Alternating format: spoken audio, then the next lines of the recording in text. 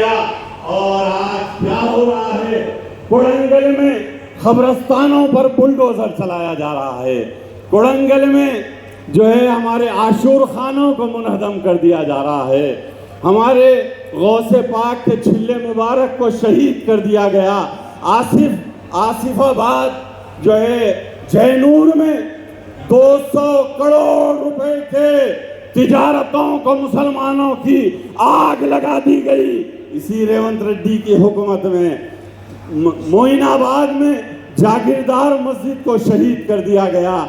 अरे भाई हद तो ये हो गई। अरे कानून हैं, अदालतें हैं हिंदुस्तान में, लेकिन आज जो है रेवंत रेड्डी की पुलिस को ये मराद दी गई हैं कि अगर शेख रियाज जुर्म किया है निजामाबाद का तो अदालतें थी, कानून था, गिरफ्तार किया जाता और फांसी पर लटकाने का जज भी जो है ऑर्डर दे सकता था।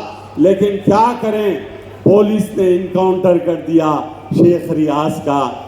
आज उसके मासूम बच्चों के आंखों में मिर्ची डालकर जो है पुलिस स्टेशन में बंद किया गया रात भर, और उसकी माँ ज़ईफुल उमर माँ को जो है अज़ियतें दी गई पुलिस स्टेशन में। बहरहाल मिल्लत इस्लामिया 23 महीने से मुस्लिम मिनिस्टर नहीं है कैबिनेट में। आप अंदाजा कीजिए, शहनशीन पर महमूद अली साहब हैं।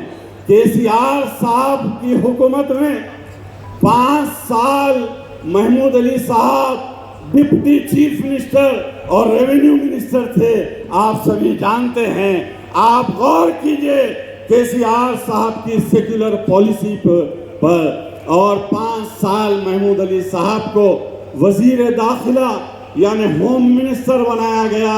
अरे रेवंत रेड्डी, तुम अपने चेहरे पर अपनी हुकूमत पर नकाब पे नकाब डालते चले जाओ, लेकिन उन नकाबों के पीछे छुपे हुए आरएसएस के चेहरे को हर मुसलमान देख सकता है, पढ़ सकता है, क्योंकि मुसलमान बाशऊर है।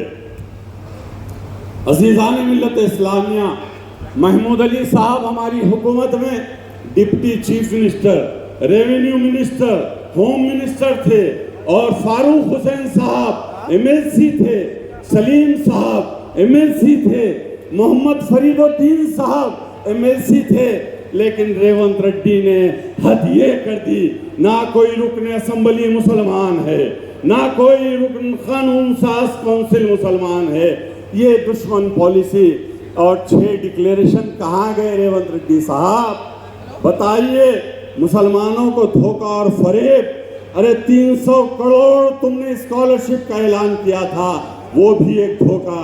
12 वादे मुसलमानों को किए, वो भी एक धोखा। और मुसलमानों को कोई जो है बजट नहीं दिया जाता। केसीआर साहब ने अपने दौर में 12,780 करोड़ रुपए बजट दिया था मुसलमानों के लिए। ए मुसलमानों, गौर व फिक्र कीजिए कि बाई इलेक्शन चल रहा है हैदराबाद में जुबली हिल्स का, और अल्हम्दुलिल्लाह जुबली हिल्स में एक बीआरएस पार्टी की सुनामी चल रही है, एक लहर चल रही है। मैं आपको एडवांस में कहूँगा, हम बहुत भारी अक्सरियत से जो है जुबली हिल्स में कामयाबी हासिल करेंगे, और इस कामयाबी के बाद आने वाले दौर में जो है ग्रेटर हैदराबाद के इलेक्शन हो, कि एमपीटीसी या जेडपीटीसी या पंचायत राज के इलेक्शन हो, उसमें भी आप तमाम की दुआओं से कामयाबी मिलेगी, और इंशाअल्लाह आने वाला इख्तिदार केसीआर साहब का होगा। मैं मुजीबुद्दीन साहब को और हमारे मुखी चंदा साहब को मुबारकबाद देता हूँ आज के इस कामयाब इजलास पर।